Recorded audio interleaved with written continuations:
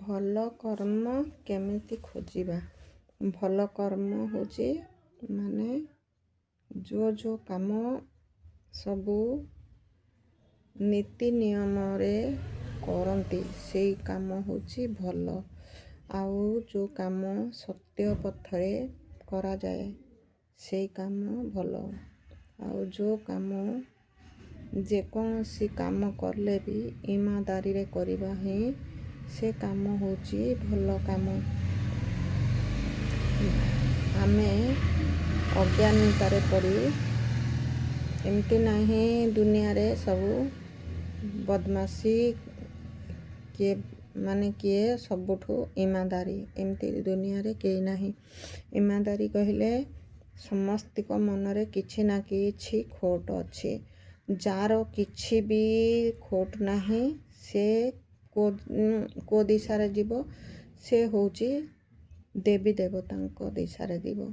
ସେ ଯେତେବେଳେ ସବୁ ଆମେ କହିବାନି ଯେ ମୁଁ ସବୁଠୁ ଭଲ ମଣିଷ ନାହିଁ, କାହିଁକି ଆମ ଅନ୍ଦରରେ ବି ଖୋଟ ଅଛି।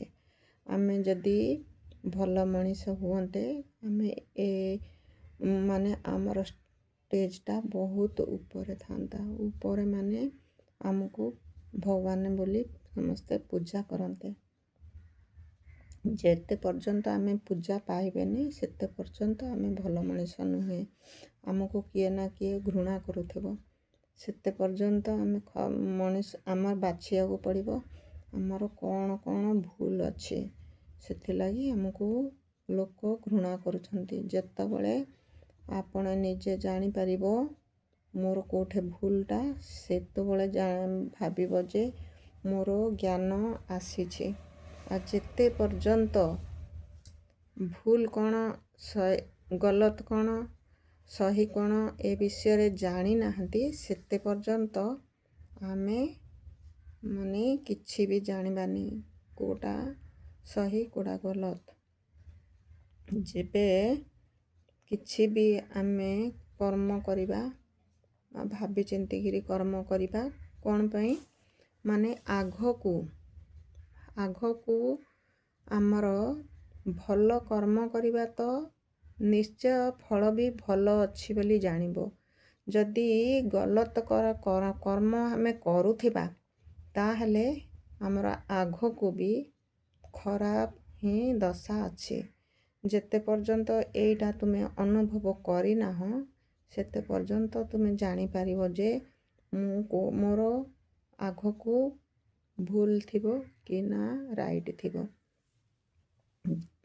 ଏବେ ମୁଁ କହିବିନି ମୁଁ ଭଲ ବୋଲି ନା ମୁଁ ଖରାପ ବୋଲି। ମୁଁ ନିଜକୁ ଡରେ। କାହିଁକି ଡରେ? ଭାବେ ଆଜିକାଲି ଦୁନିଆ ବହୁତ ମାନେ ଖରାପ ଦିଗରେ ଗତି କରୁଛି। ତାହା ବୋଲି ସେ ଗତି କାହିଁକି କରୁଛି? ଆମର ଭୁଲ ଲାଗି ସେ ଗତି କରୁଛି। ଆମେ ଯଦି ଠିକ୍ ରାସ୍ତାରେ ଚାଲିବା ଆମକୁ ସେ ରାସ୍ତାରେ ଚାଲିଲେ ବି ଡର ନାହିଁ। ସେଥିଲାଗି ମୁଁ ନିଜକୁ ନିଜେ ଡରେ। ଆହୁରି ଗୋଟେ କଥା କହିବି, ମାନେ ଆମର ଆଗକୁ କ'ଣ ମାନେ କର୍ମଟା ଆମେ କରୁଛନ୍ତି କିନ୍ତୁ ଆଗକୁ କେଉଁ ଷ୍ଟେପ୍ ଆମର ଅଛି ତ ଆମେ ଜାଣିନାହାନ୍ତି। ଆମର ଡ୍ରାମାର ପାର୍ଟ ଆଗକୁ କ'ଣ ଅଛି ଆମେ ଜାଣିନାହାନ୍ତି, ଭଲ ଅଛି କି ଖରାପ ଅଛି। ଆମେ ଏବେରୁ ସ୍ୱପ୍ନ ଦେଖନ୍ତି ମୁଁ ଏବେ ଭଲ ଅଛି ମାନେ ଆଗକୁ ବି ଭଲ ଅଛି। ନାହିଁ, ଅଚାନକ ବି ଆଜି ଭଲ ଅଛି ତ ଦ୍ୱିତୀୟ ଦିନ ଆମର ଭାଗ୍ୟ ଚେଞ୍ଜ ହେଇଯିବ। ସେଥିଲାଗି ମୁଁ ଏଇ ଡର ବେଶୀ, ଆଜି ଭଲ ଅଛି କାଲିକି ଭଲ ରହିବି କି ନା ନାହିଁ, ଏଇଟା ମୁଁ ନିଜକୁ ନିଜେ ଭାବେ ବେଶୀ। ମୋ ପରିବାର ଆଜି ଭଲ ଅଛନ୍ତି, ଆଗକୁ ଏଇ ଭଲଟା ରହିବ କି ନା ନାହିଁ, ତା ଲାଗି ଆମକୁ କିଛି ନା କିଛି କର୍ମ କରିବାକୁ ପଡ଼ିବ। କ'ଣ କର୍ମ କରିବାକୁ ପଡ଼ିବ?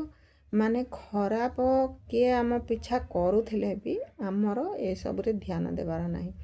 ଆମକୁ ଭଲ ହିଁ ରାସ୍ତା ଚୁନିବାକୁ ପଡ଼ିବ। ତାହେଲେ ଜାଣିପାରିବା ଯେ ଆମେ ନିଶ୍ଚୟ ଆଗକୁ ଭଲ ଅଛନ୍ତି। ଆମେ ଯଦି ଭଲ ରାସ୍ତାରେ ଅଛନ୍ତି ଯେତେ ବି ବିଘ୍ନ ଆସୁ ଭଗବାନ ନିଶ୍ଚୟ ରକ୍ଷା କରୁଥିବେ। ମୁଁ ଏଇଟା ମୁଁ ନିଜ ଇଏରେ କହୁଛି, ଅନୁଭବର କଥା କହୁଛି। ମୋତେ ଭଗବାନ ନିଶ୍ଚୟ ଭଲରେ ରଖିଛନ୍ତି ଆଉ ଭଲରେ ବି ଅଛି। ବହୁତ ଦୁଃଖ କଷ୍ଟ ବି ଆସୁଛି, ମାନେ ପରୀକ୍ଷା ବହୁତ ଆସୁଛି, କିନ୍ତୁ ମୁଁ ଭଗବାନଙ୍କର ନୀତି ନିୟମ ବେଶୀ ପାଳନ କରିପାରୁନି। କାହିଁକି ନା ନୀତି ନିୟମ ପାଳନ କରିବା ବି ବହୁତ ହାର୍ଡ଼ ଅଟେ। ଯେଉଁ ନିୟମ ମୋତେ କଷ୍ଟ ନ ଲାଗୁଛି ମୁଁ ସେଇ ନିୟମକୁ ପାଳନ କରୁଛି। ଆଉ ଯେଉଁ ହାର୍ଡ଼ ନିୟମ ଅଛି ତାକୁ ମୁଁ ପାଳନ କରିପାରୁନି। କାହିଁକି ମୁଁ ସେତିକି ମୋତେ ପରୀକ୍ଷା ଦେବାକୁ ହେଲେ ବହୁତ ମୋତେ ବି ମେହନତ ବି କରିବାକୁ ପଡ଼ିବ। ସେଥିଲାଗି ମୋତେ ଯେଉଁଟା ଇଜି ଲାଗୁଛି ମୁଁ ସେଇ ରାସ୍ତାକୁ ହିଁ ଚୁନୁଛି, ମୁଁ ସେଇ ରାସ୍ତାରେ ହିଁ ଚାଲିବାକୁ ଖୋଜୁଛି। ଆପଣମାନଙ୍କୁ ମୁଁ କହିଦେଉଛି ଇଜି ରାସ୍ତା କ'ଣ, ହାର୍ଡ଼ ରାସ୍ତା କ'ଣ। ହାର୍ଡ଼ ରାସ୍ତା ହେଉଛି ଓଷା ଉପବାସ ଆଉ ଭଗବାନଙ୍କ ପାଖକୁ ଯିବା ବେଲେ ଯେତେ ଦୂର ହେଇଥାଉ କାହିଁକି ଖାଲି ପାଦରେ ଯାଅ, ଖାଲି ପାଦରେ ଇଏ କର, ଏସବୁ ମୁଁ କରୁନାହିଁ। ଦିନ ଭରି ଓଷା ଉପାସ ବି ଏସବୁ ବି ମୁଁ କରିପାରୁନି। ଆଉ ଏତିକି ନିୟମ କରୁଛି, ଭଗବାନଙ୍କୁ ସକାଳୁ ଉଠିଲେ ଭଗବାନଙ୍କୁ ମୋର ଆଗ ଧ୍ୟାନ ଦେବା, ତା ବାଦେ ଘର କାମ ପରେ କରିବା, ନିଜେ ପରେ ଖାଇବା, କିନ୍ତୁ ଆଗ ଭଗବାନଙ୍କର ନୀତି ନିୟମକୁ ମୁଁ ପାଳନ କରୁଛି। ଆଉ ଯେଉଁ ନିୟମ ସେଇ ଡେଲି ସେଇ ନିୟମ ପାଳନ କରୁଛି। ସେସବୁ ହାର୍ଡ଼ ନାହିଁ। କାହିଁକି ସକାଳେ ଉଠିଲେ ଯେଉଁ ଭଗବାନଙ୍କୁ ଯାହା ଅର୍ପଣ କରିସାରିଲା ପରେ ଆମେ ଖାଇଲା ବାଦେ ସେସବୁ ଆମର ଚଳିବ। ସେଇଟା ଯେତେ ପର୍ଯ୍ୟନ୍ତ ଉଠିକିରି ପୂଜା ପାଠ ସରେଇନ ସେତେ ପର୍ଯ୍ୟନ୍ତ ତୁମର ବ୍ରତ ଅଟେ। ଯେତେବେଳେ ପୂଜା ଖତମ କରିସାରିଲ ସେତେବେଳେ ତୁମେ ଯାହା ଖାଇଲେ ବି ତୁମର କିଛି ଆଉ ସେଥିରେ ବ୍ରତ କି ଅବ୍ରତ ନାହିଁ। ମୋର ସେଇ ସବୁ ନିୟମ। ବ୍ରତ ମାନେ ଏମିତି ହାତରେ ପିନ୍ଧିବା ବ୍ରତ ନୁହେଁ। ବ୍ରତ ମାନେ ସକାଳୁ ଉଠିଲ, ତୁମର ଘରର ନିଜର କର୍ତ୍ତବ୍ୟ କରିକିରି ଭଗବାନଙ୍କୁ ଡାକିଲ, ଭଗବାନଙ୍କୁ ଭୋଗ ଚଢ଼େଇଲ, ତାପରେ ଖାଇଲ, ସେଇଟା ହେଉଛି ବ୍ରତ। ସେଇ ବ୍ରତ ପାଳନ କରେ। ଆଉ ଖାଇବାରେ ବି ଆଜି ମୁଁ ଆମିଷ ଖାଉନି ମାନେ ସେ ଆମିଷ କେବେ ବି ଖାଇବିନି, ସେଇଟା ଅଛି ବ୍ରତ। ଆଉ ପିଆଜ ରସୁଣ ଯଦି ମୁଁ ଆଜି ଖାଉନି ମାନେ ସବୁଦିନେ ନ ଖାଇବା, ସେଇଟା ଅଛି ବ୍ରତ। ଏମାନଙ୍କୁ ବ୍ରତ କୁହାଯାଏ। ବ୍ରତ ମାନେ ଏମିତି ନାହିଁ ଯେ ଡୋରି ବାନ୍ଧିବା ବ୍ରତ, ସେଇ ବ୍ରତ ଅଲଗା। ସେମାନେ ଯିଏ କରୁଛନ୍ତି କରନ୍ତୁ, ସେଗୁଡ଼ା ମୁଁ ସେ ବ୍ରତ ପାଳନ କରୁନି। ମୁଁ ଏଇ ବ୍ରତ ପାଳନ କରୁଛି। ମୋତେ ଏଇ ବ୍ରତକୁ ହିଁ ପସନ୍ଦ ଲାଗେ। ସେଥିଲାଗି ମୋର ଏଇ ବ୍ରତ ହାର୍ଡ଼ ନୁହେଁ। ମୁଁ ସତ କଥା କହୁଛି। ସେଥିଲାଗି ଆପଣମାନଙ୍କୁ ଭଲ ଲାଗିବ ତ ଆପଣ ବି ସେଇଟା କରନ୍ତୁ। ନିଶ୍ଚୟ ତୁମର ସବୁ କିଛି ସିଦ୍ଧି ହେବ। ନିଶ୍ଚୟ ଭଗବାନ ନିଶ୍ଚୟ ଶୁଣିବେ। ଆଉ ଯେତେବେଳେ ଭଗବାନଙ୍କୁ ଡାକ, ଆତ୍ମା ପରମାତ୍ମାକୁ କନେକ୍ସନ୍ ଲଗାଅ, ତାହେଲେ ଜଲ୍ଦି ତୁମକୁ ସବୁ କାମନା ପୂର୍ଣ୍ଣ ହେବ। ଯେତେବେଳେ ପରମାତ୍ମାକୁ ଆତ୍ମା ରୂପରେ ଯେତେ ପର୍ଯ୍ୟନ୍ତ ଜାଣିନାହଁ ସେତେ ପର୍ଯ୍ୟନ୍ତ ଜଲ୍ଦି କିଛି କାମନା ପୂର୍ଣ୍ଣ ହୁଏ ନାହିଁ। ଏଇଟା ବି ଗ୍ୟାରେଣ୍ଟି। ଏଇଟା ହେଉଛି ସର୍ଟକଟ୍ର ରାସ୍ତା ଭଗବାନଙ୍କୁ ପାଇବାର। ଆଉ ସବୁ ରାସ୍ତା ଅଲଗା ଅଲଗା। ସେ ରାସ୍ତାରେ ବହୁତ ନୀତି ନିୟମ ପାଳନ କଲେ ବି ଜଲ୍ଦି ସିଦ୍ଧି ହେବାର ତୁମେ ଜାଣିପାରିବନି। ଲୋକ କହନ୍ତି ହଁ ମୁଁ ବହୁତ କିଛି ପାଇଲି, ମୁଁ ଅନୁଭବ ପାଇଲି, ନାହିଁ, ସେଇଟା ଭାବନାର ଭଡ଼ା ମିଳେ, ଜଲ୍ଦି ସବୁ କିଛି ମିଳେନି। ସେ ଭାବନାର ଭଡ଼ା ଯାହାକୁ ପସନ୍ଦ ଲାଗେ ସେ କରନ୍ତୁ, ସେଥିରେ କିଛି ମନ ଦୁଃଖ ନାହିଁ। ସିଏ ହେଉଛି 33 କୋଟି ଦିଅ ଦେବତାଙ୍କ ସେ ମେସେସ୍ର କାହାଣୀ। ଆଉ ଏଇଟା ହେଉଛି ଆତ୍ମା ପରମାତ୍ମା ହେଉଛି ଭଗବାନଙ୍କର ଅସଲି ପରିଚୟ। ଯେତେ ପର୍ଯ୍ୟନ୍ତ ଆତ୍ମା ଓ ପରମାତ୍ମାକୁ ଜାଣିବ ନାହିଁ ସେତେବେଳେ ଅଜ୍ଞାନୀ। ଯେତେବେଳେ ସବୁ ଜାଣିବ ସେତେବେଳେ ଜ୍ଞାନୀ ହେଇଯିବ।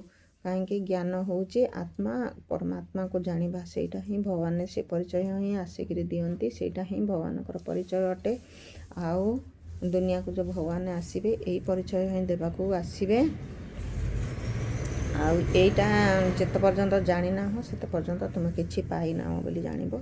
ଯେତେବେଳେ ଜାଣିବ ନିଶ୍ଚୟ ହେବାର ଅଛି। ନିଶ୍ଚୟ ବୁଦ୍ଧି ଆଉ ସଞ୍ଚୟ ବୁଦ୍ଧି ମାନେ ଭାବନାରେ ପଡ଼ିବା ଏଇଟା ସତ କି ମିଛ। ଯେତେବେଳେ ସତ କଥା ଜାଣିବ ସେତେବେଳେ ଜାଣିପାରିବ ସବୁକିଛି ପାଇଲ ବୋଲି।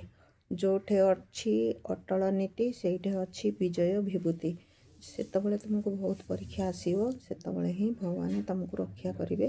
ସେତେବେଳେ ହିଁ ଦ୍ରୌପଦୀ ବସ୍ତ୍ରହରଣ ଯେଉଁ ହେଲାବେଳେ ଭଗବାନ କପଡ଼ା ଯେଉଁ ପିନ୍ଧେଇବା ଦେଖାଇଛନ୍ତି, ଏଇଟା ହିଁ ଯେତେବେଳେ ତୁମକୁ ଏଇ ଟାଇମ୍ରେ ହିଁ ପରୀକ୍ଷା ଆସିଲେ ତୁମକୁ ଭଗବାନ ରକ୍ଷା କରୁଥିବେ। ଯେତେ ପର୍ଯ୍ୟନ୍ତ ଜାଣିନ ସେତେ ପର୍ଯ୍ୟନ୍ତ ତୁମେ କେତେ ପୂଜା ପାଠ କର, ଜଲ୍ଦି ରକ୍ଷା ମିଳେନି। ଏମିତି ଭାବନାର ଭଡ଼ା ମିଳେ।